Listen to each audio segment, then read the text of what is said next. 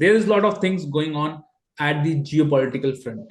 From the protest in Iran to recent uprising against the COVID policies of China, the world is on a move.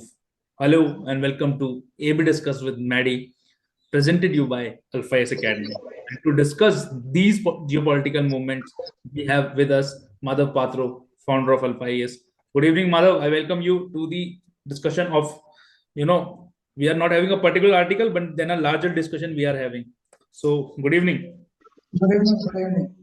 So, there's a lot going on in the world. If I may sum up, there is Russia-Ukraine war, then there is uprising in Iran, there is, protest in China against the COVID policies.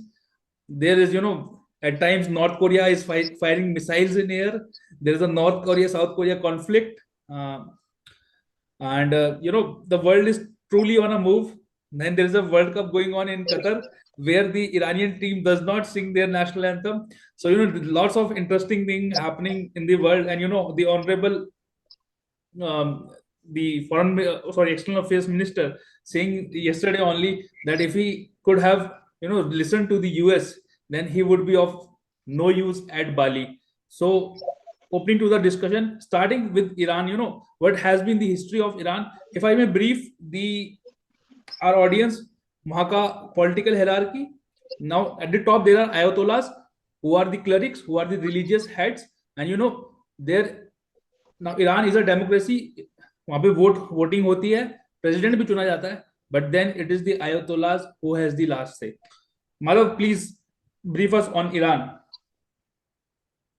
Iran एक social evolution country है. उसमें क्या हुआ कि उसकी जो अभी जो सोशल ऑर्डर है वो जानने के लिए हमें उसकी हिस्ट्री जानना बहुत इम्पोर्टेंट है. क्योंकि किसी कंट्री का सोसाइटी जो होती है वो उसकी जो जियोपॉलिटिकल की जो पोजीशन, जो लोकेशन होती है, वो उसकी कल्चर और उनकी जो हिस्ट्री होती है वो डिसाइड होती है.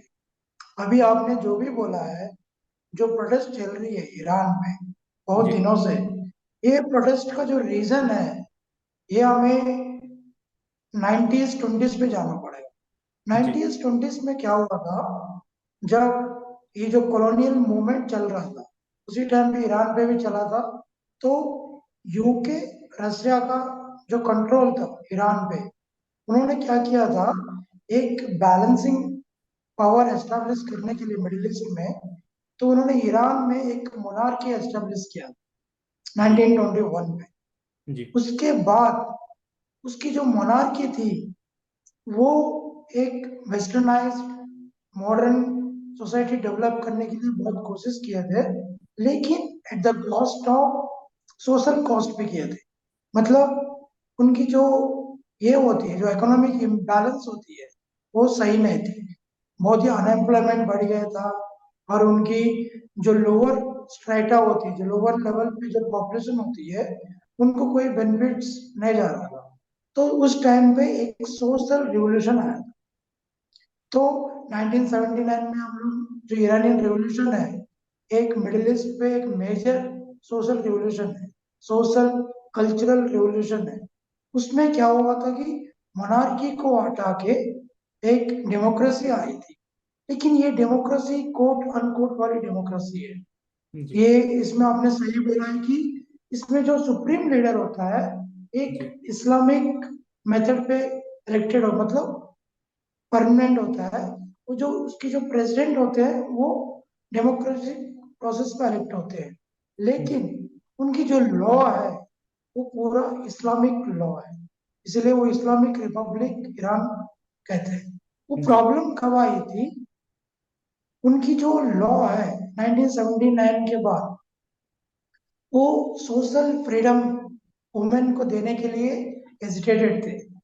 कोई भी रेजिम आने के बाद हम लोग बहुत टाइम पे सोशल फ्रीडम के लिए प्रोटेस्ट देखे हैं, लेकिन अभी जो चल रही है उसकी जो मैग्नीट्यूड है बहुत है.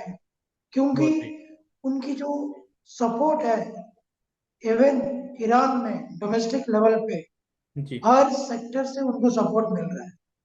अभी आपने सही कहा कि जो उनकी ईरानियन फुटबॉल टीम है वो भी नेशनल एंथम सिंग करने के लिए मना कर दिया। मना कर उसके दिया। मतलब है कि वो जो रेजिम है उनको एक्सेप्ट नहीं कर रहे हो। तो ये बिल्कुल। बहुत बड़ा टर्मोइल है। Yeah, that was, Iran summing up. But then talking about the larger Gulf, Gulf area or the Middle East in particular. Now there is a Saudi-led Gulf Cooperation Council (GCC). Now on the other hand, we have a Turkish-led ideology and we have a Iranian-led ideology. Now how they are different, how they are balancing, or what's the problem क्या है उनके बीच में? जैसे ये भी एक historical reason है। जी इसमें क्या होगा कि जो ईरान की जो उनकी जो आइडियोलॉजी है, इस्लाम आइडियोलॉजी, वो सऊदी का आइडियोलॉजी डिफरेंट है। क्योंकि जी इस्लाम जो शिया कंट्री है, जो पॉपुलेशन है, उनकी जो जो बिलीफ है वो फिर बहुत बड़ा वो रिलीजियस वे में चला जाएगा। उतनी हमें जरूरत नहीं है, लेकिन वो रिलीजियस आइडियोलॉजी उनकी डिफरेंट है। वो क्या करते हैं कि जो भी इस्लामिक कंट्रीज है ग्लोबल लेवल पे, सऊदी एक तरफ से बोलता है कि जो मक्का मदीना जो जी इस्लामिक रिलीजियस प्लेसेस है, जी होली प्लेसेस, होली प्लेस। वो इसीलिए उनका ये हेरिडिटरी है, इनहेरिटेंस है कि हमें इस्लामिक कंट्रीज का लीडर मानना चाहिए। जी लेकिन ईरान इसको एग्री नहीं करता है। वो जी एक अलग से ग्रुप लेड करती है, लेबनान, ईरान, सीरिया। जो सीरिया के जो रेजिम है वो ईरान की सपोर्ट में है। ये एक इन कोलाब्रेशन है।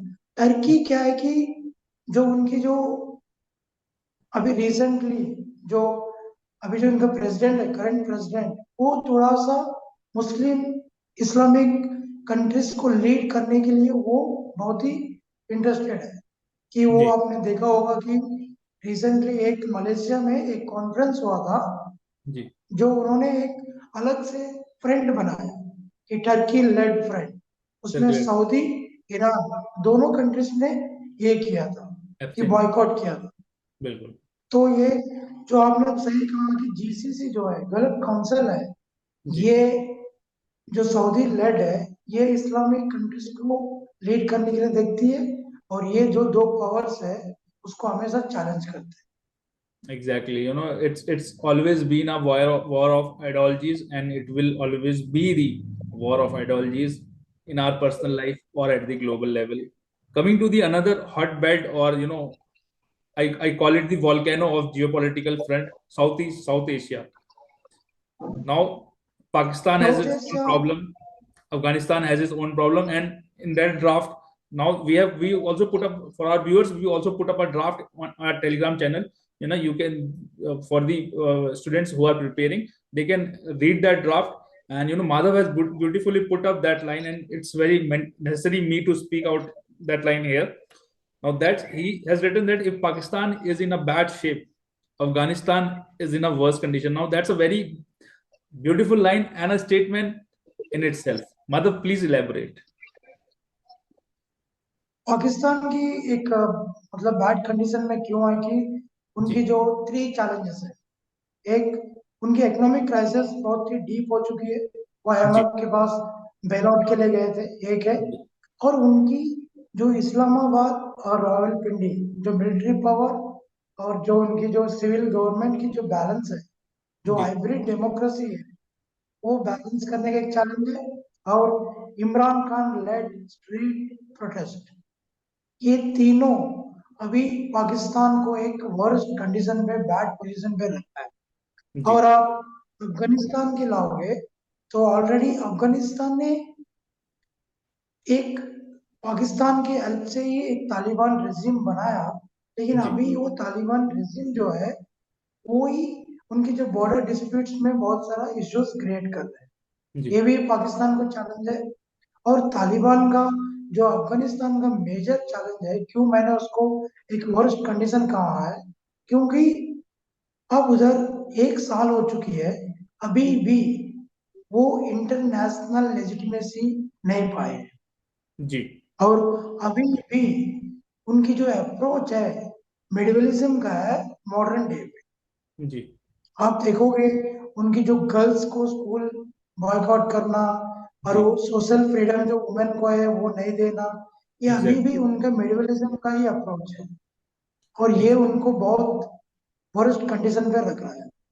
Exactly. And I don't remember the name, but then somebody has beautifully put up that you cannot avoid a thing whose time has come, and the time for the social reforms and women education, women rights has come.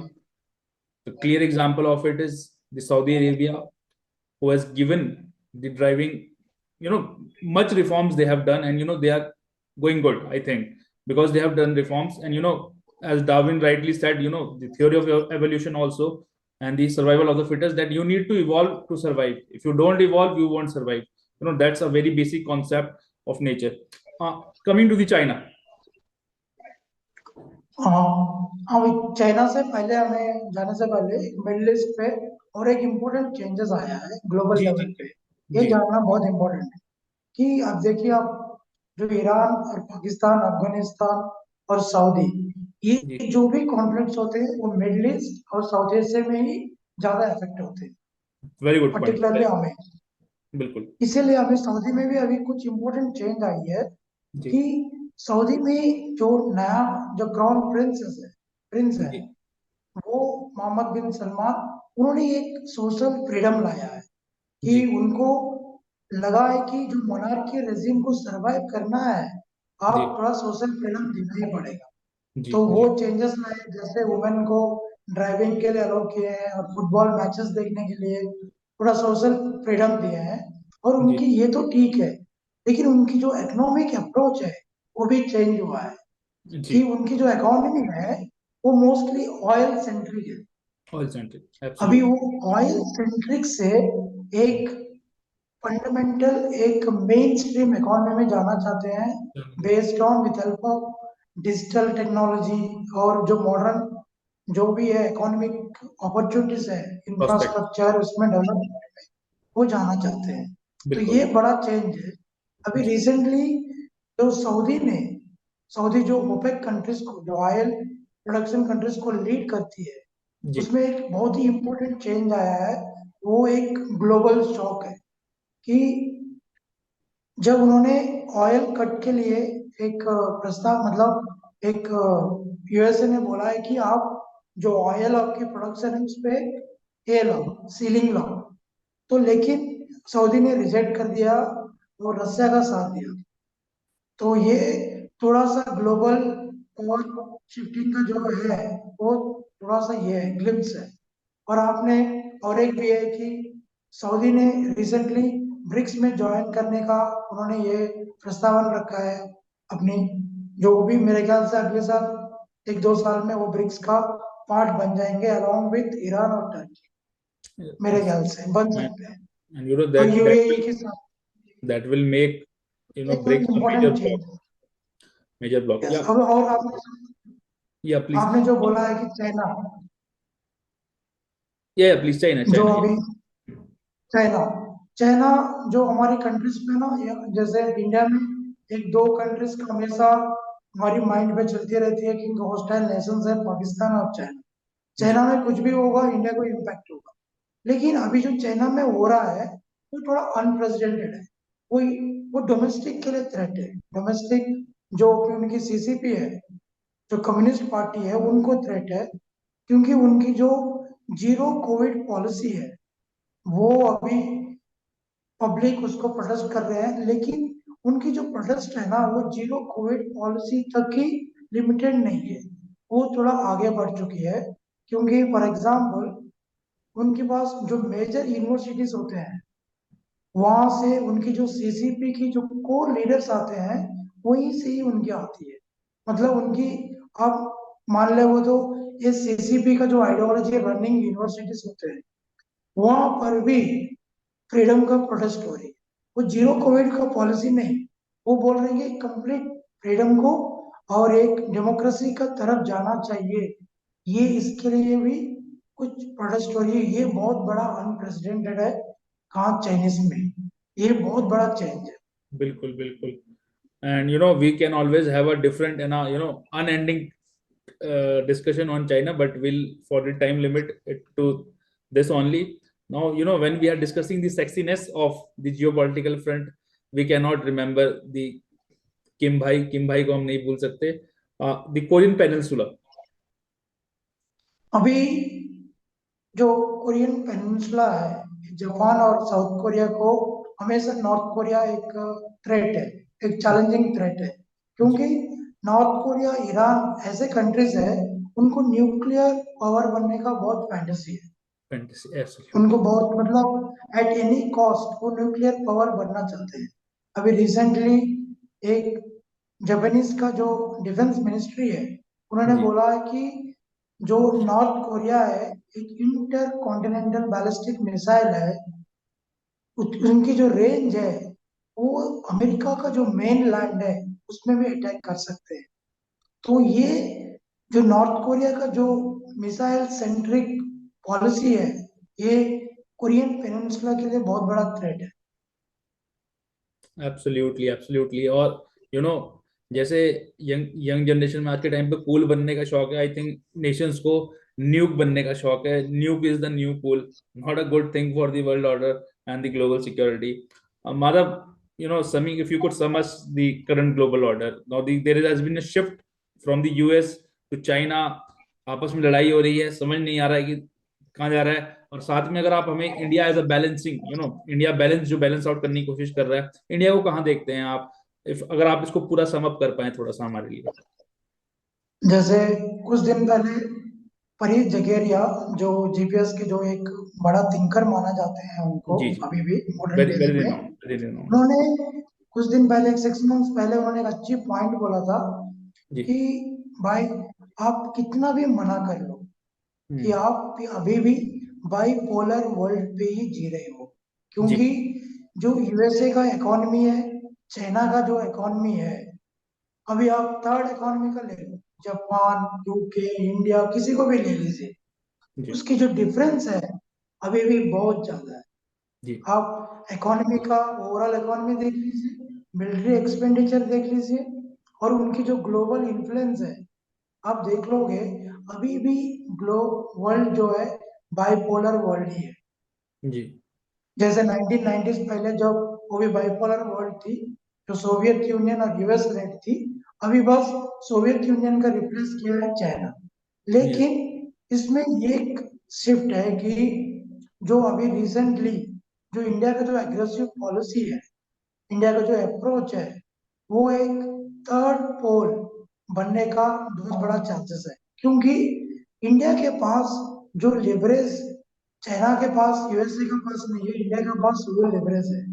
ये जी. अभी हम recently देखे थे, जैसे grain issues आया था, Ukraine का जो पोर्ट से जो ग्रेन शिप होने के लिए कुछ इश्यूज चल रहे थे, तो इंडिया ने एक साइलेंटली मीडिएट किया था रशिया को और वेस्टर्न पावर्स को.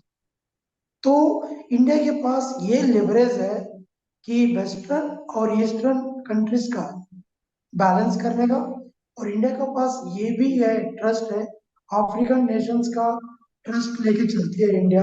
ये जी. भी एक इंडिया को थर्ड पोल बनाता है, एक बैलेंसिंग पावर बनने का बहुत chances Absolutely. And if I may quote for you from the New York Times, they are of the opinion that India can use its unique leverage as one of the world's largest countries that is a friend to both East and West to press Russia to end its war in Ukraine.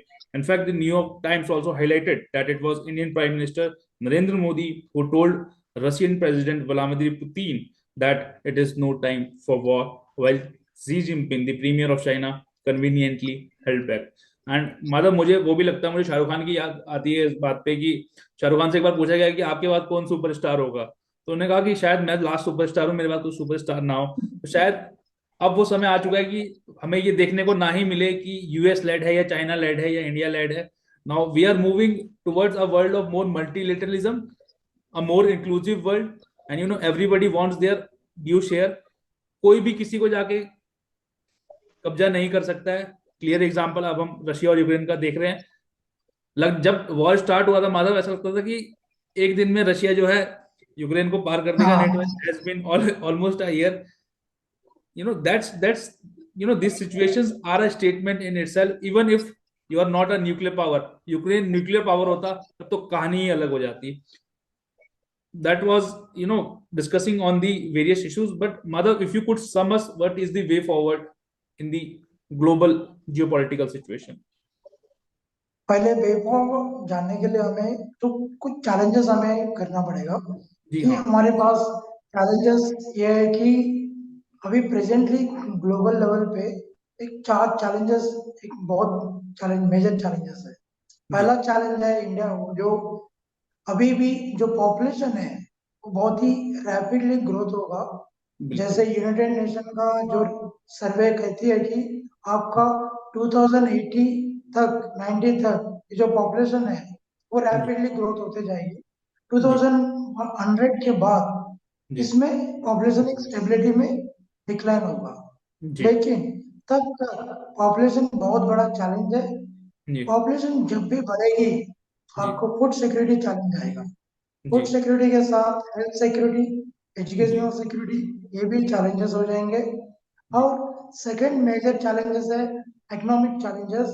ये economic challenges क्या है कि जो globalisation का एक reverse globalisation हो रही है, डी ग्लोबलाइजेशन हो रही है। जी फॉर एग्जाम्पल उसकी सिम्टम्स आपको दिखेंगे हर ग्लोबल में। फॉर एग्जाम्पल जो यूएसए का प्रोटेक्शनिज्म पॉलिसी है और चाइना यूएसए का जो ट्रेड वॉर है, ये सब। और आपको देखोगे बहुत सारे फ्री ट्रेड एग्रीमेंट जो है, जो कंट्रीज के साथ हम करते हैं, वो अभी एक टाइम था फ्री ट्रेड एग्रीमेंट से दोनों कंट्री को बेनिफिट होता था, लेकिन अभी क्या हो रहा है कि एक कंट्री मतलब बेनिफिट पा रही है। फॉर एग्जाम्पल देखिए आप, चाइना इंडिया को ट्रेड डिफिसिट देख लीजिए आप, जी बिल्कुल, बहुत ज्यादा है वो। बढ़ता ही जा रहा है 50 साल दर बिलियन साल। तक। हाँ, साल दर साल अभी बढ़ता इंडिया ही को जा रहा रिसेंटली, अभी रिसेंटली जो मिनिस्ट्री ऑफ कॉमर्स का रिपोर्ट, एनुअल रिपोर्ट में देखेंगे आप, तो उनको देख लीजिए आप, उनकी जो आसियान नेशन के साथ कुछ कुछ कंट्रीज जो फ्री ट्रेड एग्रीमेंट है, एफटीए है, वो भी इंडिया को फेवर नहीं कर रही। है। एब्सोल्युटली। क्योंकि जो वियतनाम, जो बांग्लादेश की जो उनकी जो इंडस्ट्रीज है, जो क्लॉथ इंडस्ट्रीज और जो जो है, उनकी इंडिया को बहुत कंपटीशन बन चुके हैं। तो ये एक इकोनॉमिक चैलेंजेस है। और थर्ड मेजर चैलेंजेस है कि ये अपना जो यूक्रेन वॉर हो रही है, कि the fragmentation of geo political map, map. कि आप चाइना का जो अप्रोच है ताइवान के अगेंस्ट, रशिया का जो अप्रोच है यूक्रेन के, और बाकी बहुत सारे हैं, जो टर्की के अप्रोच है साइप्रस की तरफ, ये जो fragmentation of the geopolitical map भी मेजर थ्रेट है। सेट है। ये मेजर थ्रेट्स। मेजर, ये मेजर थ्रेट है Madhav. Quickly if you could tell us the way forward for the, you know the global geopolitical front. अभी जियोपॉलिटिकल में क्या गया, जैसे अपने चैलेंजेस में और एक मैं भूल गया था कि एक जी। रिलीजियस फंडामेंटलिज्म भी बहुत बड़ा फंडामेंटलिज्म। थ्रेट है। एब्सोल्युटली। जैसे वो इंडिया के लिए specially religious fundamentalism, middle east का इंस्टेबिलिटी एंड इंडिया के लिए जी बहुत बड़ा थ्रेट है। और आपने जो बोला है कि जो वे फॉरवर्ड है, अभी अभी जो भी जियो पॉलिटिकल ऑर्डर है, ये जी सेकेंड वर्ल्ड वॉर के बाद एस्टेब्लिश किया है। जो भी एब्सोल्युटली। हमारी इकोनॉमिक सिस्टम्स है, वर्ल्ड बैंक, आईएमएफ और यूनाइटेड नेशन का जो फंक्शनिंग अप्रोच है, ये सब वर्ल्ड वॉर के बाद एस्टेब्लिश किया हुआ है। कि ये हमें कांस्टेंट इवोल्यूशन नहीं करने दे रहे, क्योंकि आप देखोगे कितना रिफॉर्म्स ड्यू है यूनाइटेड नेशन पे। ये इसीलिए हमें एक नया, एक इक्विटेबल ग्लोबल ऑर्डर एस्टेब्लिश करने के लिए हमें ये चाहिए कि डाइवर्सिफिकेशन, कि आप यूनाइटेड नेशन सिक्योरिटी काउंसिल पे रिफॉर्म्स लाओ।